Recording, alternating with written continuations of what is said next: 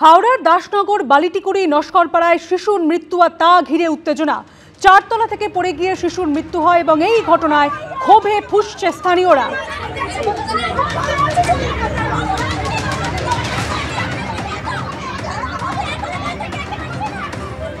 মঙ্গলবার দিন মৃত্যু হয় এবং বুধবার ফ্ল্যাটের সামনে শিশুটির দেহ রেখে বিক্ষোভ দেখান এলাকাবাসীরা। ফ্ল্যাট মালিকের বিরুদ্ধে বিক্ষোভ দেখান এলাকাবাসীরা, পুলিশের সঙ্গে বচসায় জড়ান স্থানীয়রা।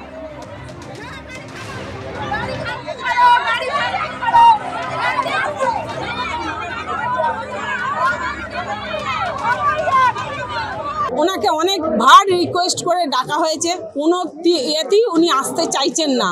পুলিশ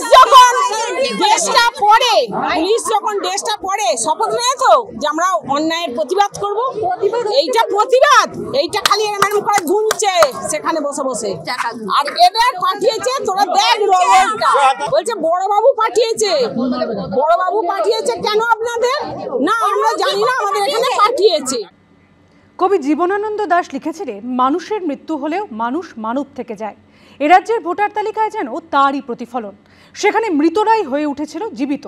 কারো 10 বছর তো কারো 5 বছর আগে মৃত্যু হয়েছে, অথচ ভোটার তালিকায় তারা এখনো রয়ে গেছেন। তাঁরা কেউ বেঁচে নেই, অথচ আছেন।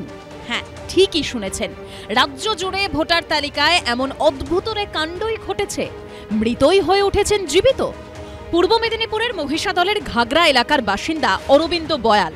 5 বছর আগেই তাঁর মৃত্যু হয়েছে, অথচ 2025 সালের জানুয়ারিতে প্রকাশিত ভোটার তালিকায় ঘাগড়ার 53 নম্বর বুথের 850 নম্বরে অরবিন্দ বয়ালের নাম জলজল করছে।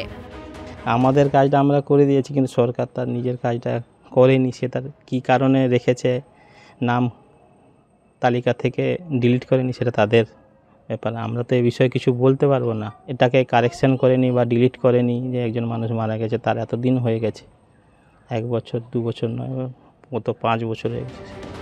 মহিষাদলের ওই একই বুথের বাসিন্দা অমলচন্দ্র মেট্টার মৃত্যু হয়েছে বছর 1.5 আগে, কিন্তু ভোটার তালিকায় তিনি আজও আছেন।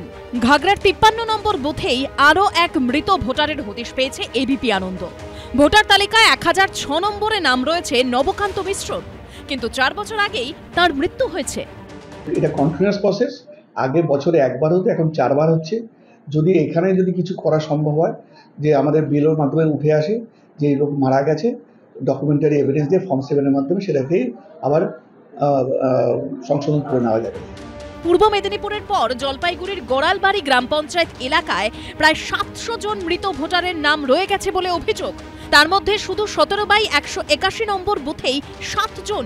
2025 সালেও ভোটার তালিকায় নাম রয়েছে গোড়ালবাড়ির বাসিন্দা তমিনা খাতুনের, কিন্তু পরিবার বলছে 3 বছর আগেই তার মৃত্যু হয়েছে। তমিনা খাতুন কি হয়? ভাস্তি হয়। হ্যাঁ। কতদিন আগে মারা গেছে? 5 বছর হলো। এখনো কি নাম আছে ভোটার লিস্টে? ভোটার লিস্টের নাম আছে, সরকারের কাছে দাবি করছি তো এই নামটা আমাদের কেটে দেয়। হয়তো ভোটও পড়তে পারে, তাহলে ওইটা ভোটটাকে কেটে দিলে সরকারের কাছে আমাদের কোনো দাবি নেই। পূর্ব মেদিনীপুর, জলপাইগুড়ির মতো উত্তর 24 পরগনার হাসনাবাদেও বহু মৃত ব্যক্তির নাম ভোটার তালিকায় রয়ে গেছে বলে অভিযোগ। কারো 10 বছর তো কারো 5 বছর আগে মৃত্যু হয়েছে, অথচ ভোটার তালিকা থেকে নাকি নাম বাদ যায়নি। আপনার এমনি ডেথ সার্টিফিকেট তুলেছিলেন? হ্যাঁ, ডেথ সার্টিফিকেট তোলা পঞ্চায়েতের থেকে তুলেছিলেন তো? পঞ্চায়েত। পূর্ব মেদিনীপুর, জলপাইগুড়ি, উত্তর 24 পরগনার মতোই মুর্শিদাবাদেও ভোটার তালিকায় ভূতের ছড়াছড়ি। বহরমপুরের গান্ধী কলোনির 117 ও 118 নম্বর বুথের ভোটার তালিকা নিয়ে শোরগোল পড়ে গেছে। এখানেও বহু মৃতের নাম এখনো তালিকায় থেকে গেছে। মারা গেছে। কতদিন হলো? 7-8 বছর। আপনি জানেন যে আপনার শ্বশুর মশাইয়ের ভোটার লিস্টে এখনো নাম আছে? না, জানি না আমরা। সেটা পৌরসভা থেকে সার্টিফিকেটটা দিয়েছে, ওখান থেকে তো কেটে দেওয়া দরকার। এটা পৌরসভা থেকে জানানো হয়েছিল যে নামটা কেটে দেওয়া, শ্বশুরমশাই মারা গেছে, তো এখনো কাটেনি। দক্ষিণ 24 পরগনার বারুইপুর পূর্ব বিধানসভা কেন্দ্রেও একই ছবি। তারাপদ আউলিয়া, হ্যাঁ, জগদীশ আউলিয়ার বাবা তারাপদ আউলিয়া। না, ইনি মারা গেছেন। সুধাংশু ঘরামি, ওখানে রজনী ঘরামির বাবা। ওনার ছেলের নাম জয়ন্ত ঘরামি, রজনী ঘরামি, ইনিও মারা গেছে।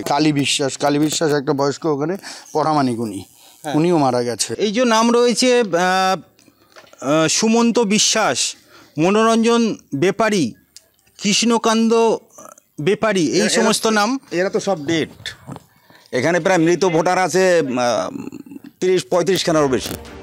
সামনের বছর বিধানসভা ভোটের আগে কি ওঝা সঠিকভাবে ছাড়াই বাছাই করতে পারবে? বিটন চক্রবর্তী, রাজা চট্টোপাধ্যায় ও সমীরণ পালের রিপোর্ট, এবিপি আনন্দ।